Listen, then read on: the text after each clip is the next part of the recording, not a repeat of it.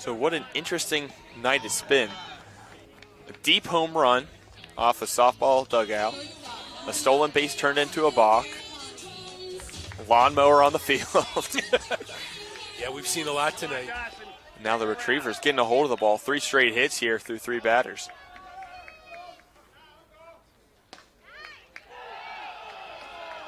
Baracani takes a first pitch ball.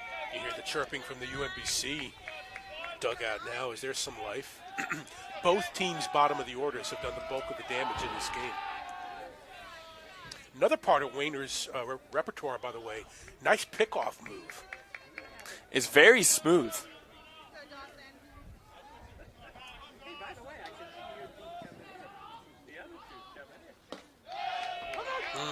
Called strike to Baracani. At the knees.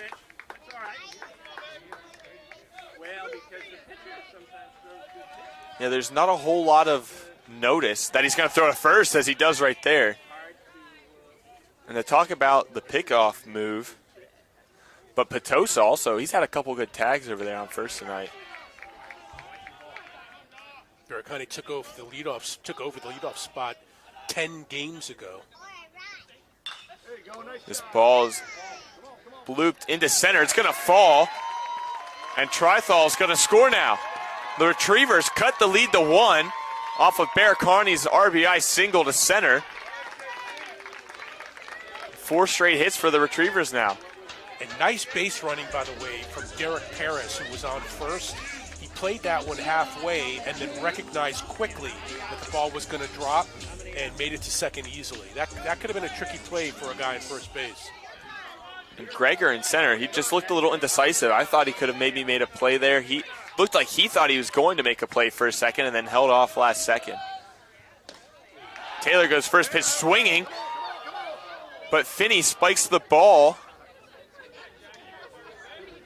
I think he tried to fake a throw to first. Threw a Rob Gronkowski-style spike into the dirt. That's a good description. People know what that is. UMBC got something going here, nobody out. Taylor takes 2 quick strikes now. And for the first time in 4 innings, really, they're making Wayner work.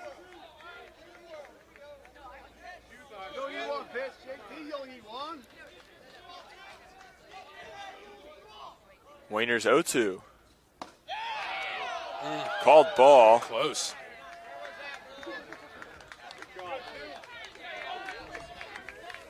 So Taylor with a runner in scoring position on second.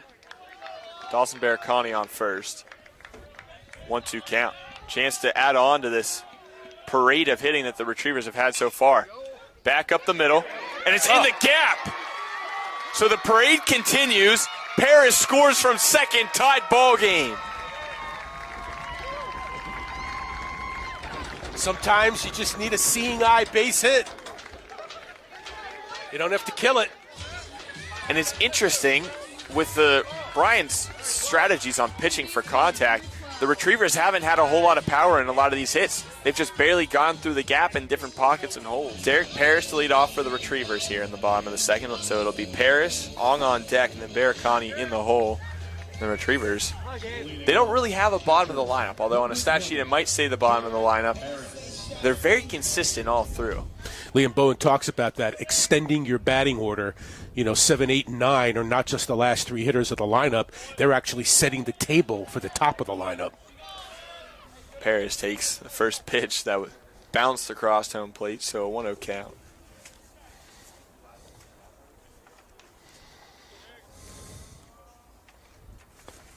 A swing and a miss from Paris now makes it 1-1. Defensively for the Black Bears, from left to right, it's Burrell, Plant, and Martin. Across the infield, it's Burns, Gonzalez, Marquez, Jenkins. Behind the plate, O'Neill. Off speed, called strike 2 looking. So a 1-2 count now to Paris. What a luxury to have a guy like Paris. Can play the outfield, can catch. If he's not in the lineup, good pinch hitter, designated hitter. He smacks this one back up the middle, and a base hit for Paris, and the Retrievers keep the heat on their bats here. No cooling in the top of the second. Paris now 2 for 8 on the series. Nico Ong steps up now for the Retrievers. Part of that right field platoon. Ong, Paris, Chertel out there. Ong takes a first pitch strike looking.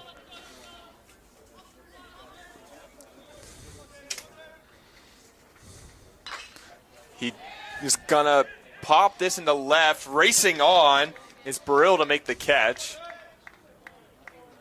For a second, that ball looked like it was going to drop in, and then the wind kept carrying that ball out towards Burrill.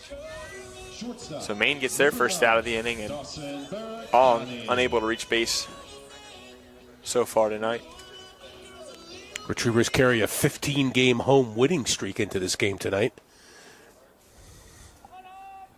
Now Barricani steps in for his second time of the night. Racing for second and into second with a stolen base is Derek Paris. Well, he can steal a base too. 4 for 4. A guy that really reminds me of Oswaldo Cabrera for the New York Yankees. Just, you tell him to do something and he'll go do it. And with a smile, it seems, too, and he'll succeed at whatever it is you tell him to do. Yankees had a rough time here in Baltimore this week. He has, yeah. 3 out of 4. Some big flies yesterday afternoon for the Orioles. Yeah. The Yankees with about, I think, 3 or 4 balls that would have been home runs in the old Camden Yards, but yeah, of course, no doubt about that. Change, unfortunately, is a thing in terms of Camden. 2-1 count now to Barricani. You know, UMBC started 1-3 at home this year, and they've won 15 straight.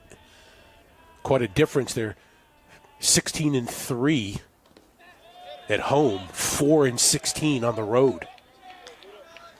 Got to straighten that out. That ball skipped into home plate, but Paris decides to say it's second. O'Neill did a good job keeping it in front of him, and now a 3-1 count to Barricani. He pops this one up down the first base line. It's going to be Martin racing over for it, and it's going to fall in between Martin and Jenkins. It was a diving Martin. Racing around second into third is Barricani, and into score from second is Derek Paris.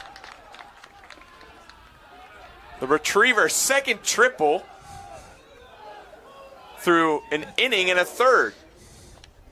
It's not something you see very often, Gary.